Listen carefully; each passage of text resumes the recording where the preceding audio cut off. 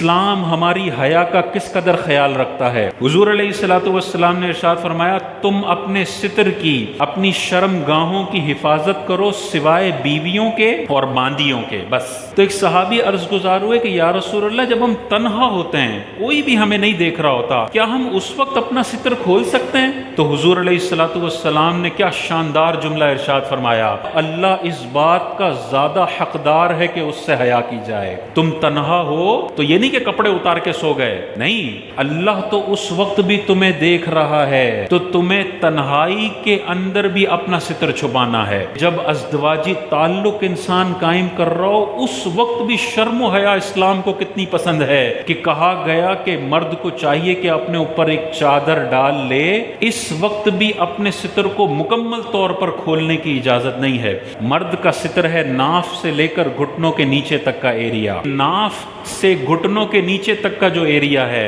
وہ تنہائی میں بھی کھلا رکھنا جائز نہیں ہے، صرف جتنی ضرورت ہے۔ غسل خانے میں غسل کے لیے جاتے ہیں، استنجا کے لیے جاتے ہیں، بس جتنی ضرورت ہے اتنی دیر، یہ نہیں کہ ضرورت 10 منٹ کی تھی اور موصوف اندر موبائل لے کر گئے ہوئے ہیں اور 25 منٹ میں اندر براہنہ ہو کے موبائل استعمال کر رہے ہیں۔ یہ ستر بلا ضرورت کھولا جا رہا ہے اور یہ اللہ تبارک و تعالیٰ سے بندہ حیا کرنے والا نہیں ہے کہ حضور نے ارشاد فرمایا لعن اللہ الناظر والمنظور الیہ، جو ستر کھولتا ہے اللہ تعالیٰ اس پر بھی لعنت فرماتا ہے اور اس کھلے ہوئے ستر کو دیکھنے والے بندے پر بھی اللہ کی لعنت پڑتی ہے۔ بعض لوگوں کی عادت ہوتی ہے گھر میں قمیض اتار کے ہی حضرت گھوم رہے ہیں، بیٹیاں بھی ہیں بیٹے بھی ہیں، لیکن ابا جی کی عادت ہے جیسے گھر میں انٹر کرتے ہیں قمیض اتار دیتے ہیں۔ اب اس میں بعضوں کا شلوار ناف سے تھوڑی نیچے ہوتی ہے، نیچے کا ایریا نظر آ رہا ہوتا ہے، یہ تو حرام ہے۔ جتنی دیر یہ گھر میں حضرت ٹہل رہے ہیں یہ حرام کام کر رہے ہیں، اور اگر ناف تک چھپا ہوا بھی ہے تب بھی بلا ضرورت یہ اوپر کا ایریا کھولنا مناسب نہیں ہے۔ انسان بڑا عجیب سا لگتا ہے آدھا ننگا ہو کے،